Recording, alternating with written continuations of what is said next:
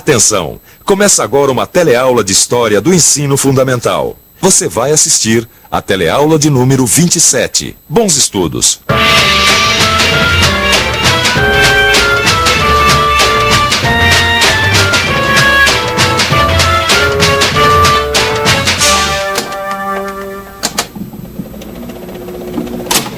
Eu fiz tudo pra você gostar de mim. Bota o retrato do velho outra vez, bota no mesmo lugar.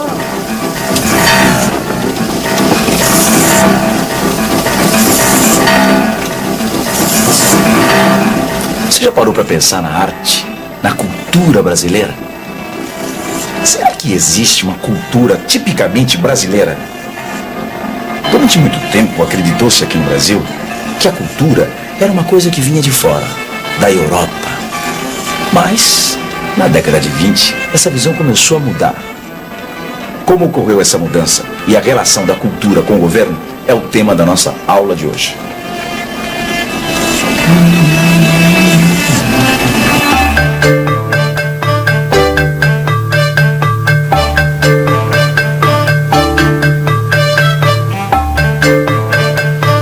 Nós estamos aqui no Teatro Municipal de São Paulo, um teatro que já foi palco de inúmeras e grandiosas manifestações culturais. Por aqui já passaram cantores de ópera italianos, bailarinos russos, orquestras sinfônicas mundialmente conhecidas. Tudo isso, como você sabe, é cultura. Mas será que só isso é cultura? Oi, tô vendo que você gosta de música, queria que você me respondesse uma coisa. Você acha que ópera é mais cultura, é mais importante do que samba? Bom, a ópera não é geralmente do Brasil, né? É de fora, então tem que ser valorizado o que é daqui mesmo, né? Eu acho que os dois têm o seu valor, a sua importância. O samba é importante para o brasileiro porque faz parte das nossas raízes, da nossa criação, por assim dizer. Desde os africanos, portugueses, vê o samba, né? Que faz parte do povo. A ópera também é importante, apesar que no Brasil não existe óperas assim muito conhecidas, muito famosas, né? São mais coisas de italianos, de outros países, mas é importante. Manifestação cultural brasileira, eu acho que o repente é bem mais legal do que o carnaval, né? Se você pegar assim o repentista, é uma coisa assim bem brasileira mesmo, que uma manifestação bem popular, que aí você realmente se sente orgulhoso de ser brasileiro, né? Mas se hoje a gente tem orgulho da arte, da cultura brasileira, nem sempre foi assim. Nos anos 20, grande parte da elite intelectual brasileira não dava a menor importância para a cultura nacional. Mas um belo dia, por mais estranho que pareça, foi uma guerra, a Primeira Guerra Mundial, que deu uma grande força para a cultura brasileira. A Primeira Guerra Mundial teve um forte impacto sobre os intelectuais de todo o mundo. Dá para dizer que essa guerra caiu como uma bomba aqui no Brasil. E qual foi essa bomba? Não foi uma bomba de verdade, é claro, mas o efeito foi de uma verdadeira explosão. Porque, no fim das contas, a destruição da Europa acabou revelando que os europeus não eram assim tão perfeitos e tão civilizados como se imaginava. Se até pouco tempo, antes da guerra, os europeus eram um modelo de povo para os intelectuais brasileiros, depois da guerra, esse modelo foi por água abaixo. Já não era mais possível criticar o povo brasileiro só porque ele era diferente do povo europeu. Daí para frente, os intelectuais e artistas começaram a olhar o povo brasileiro de uma maneira diferente. Ouve. Eles estão cantando em italiano, mas o nome da ópera é O Guarani, de autoria do compositor brasileiro Carlos Gomes. Ela foi composta no século XIX, portanto, antes da Primeira Guerra e antes do período que nós estamos estudando. Mas eu fiz questão de voltar um pouquinho no tempo para a gente entender uma coisa muito importante. Já no século XIX, nem todo mundo criticava o povo brasileiro. Artistas como Carlos Gomes tentaram valorizar as coisas do Brasil na música, na arte e na literatura. Esses artistas transformaram os índios brasileiros em heróis de tempos passados.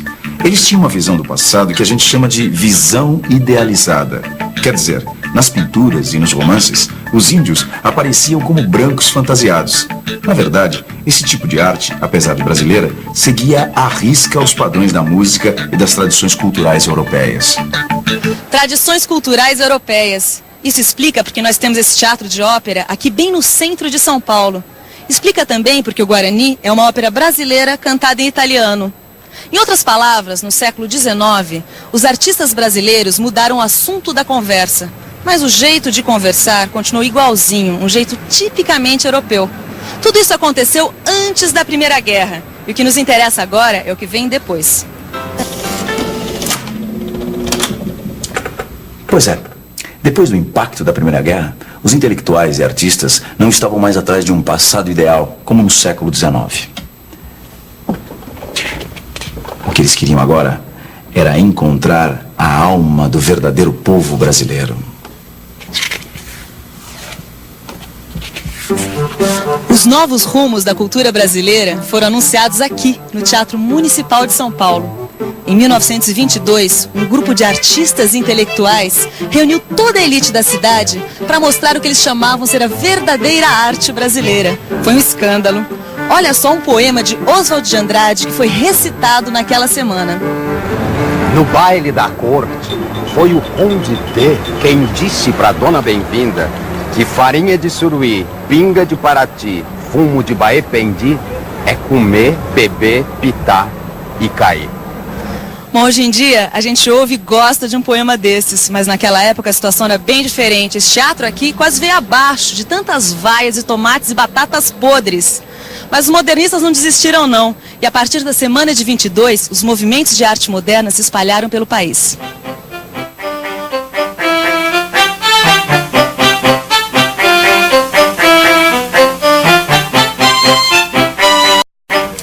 Para a gente entender o que os modernistas queriam com sua arte, é só a gente visitar um museu e comparar os quadros.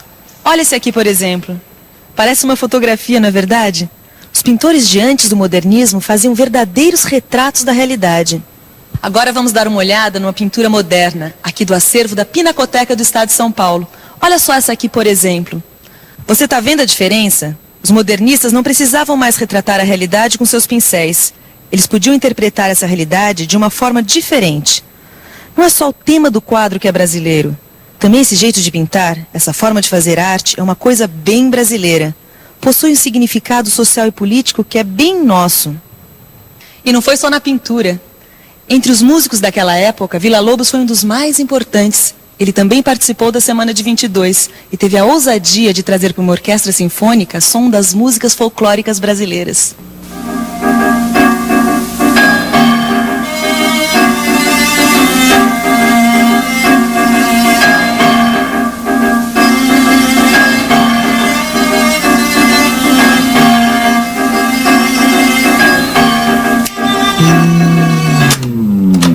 Entendi. Quer dizer que a mesma coisa que aconteceu com a pintura, que foi buscar na nossa história inspiração para os seus temas, aconteceu com a música. E a literatura passou a se inspirar nas lendas do folclore brasileiro. Ah! Então é por isso que esse livro aqui, Macunaíma, de Mário de Andrade, é tão importante.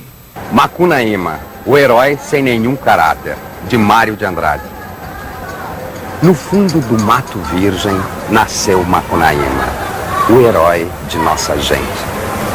Era preto retinto e filho do medo da noite.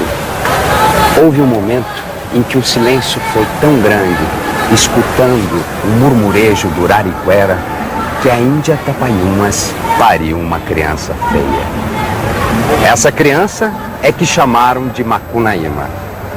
Já na meninice fez coisas de sarapantar. De primeiro, passou mais de 6 anos não falando. Se o incitavam a falar, exclamava: Ai, que preguiça. Ai, que preguiça! Um herói dos romances de antes do modernismo jamais diria uma coisa dessas. Ele teria que ser forte, bravo e cheio de coragem. Nunca seria um herói preguiçoso como Macunaíma. Agora vamos deixar a preguiça de lado e falar de política. Isso mesmo, de política. Porque toda essa revolução que os modernistas trouxeram para as artes teve também um sentido político. Eles mostraram a verdadeira cara do povo brasileiro. Os negros, os mulatos, os pobres, os retirantes, os trabalhadores. E esse jeito de fazer arte era também uma maneira de criticar aquelas pessoas que não viam o povo brasileiro com bons olhos. E essa crítica deu certo. Getúlio Vargas, que não era bobo nem nada, não pensou duas vezes para se aproximar dos intelectuais e artistas do modernismo. A arte foi utilizada em toda a era Vargas para promover a imagem do governo. O presidente chamou vários intelectuais para ocupar cargos de destaque. Depois, passou a incentivar algumas manifestações culturais da população e, ao mesmo tempo, exercer um certo controle sobre elas. O objetivo era claro. Vargas sabia que não era mais possível governar de costas para o povo. Pouca gente sabe, mas os atuais desfiles de escola de samba começaram em 1933. Até então, nenhuma escola podia desfilar pelas ruas. Foi Vargas quem criou os departamentos de turismo e oficializou a festa mais popular dos brasileiros. É claro que esse mar de rosas entre o governo Vargas e a cultura não foi eterno. Em 1937, com o Estado Novo, essa lua de mel entre o governo Vargas e a cultura terminava.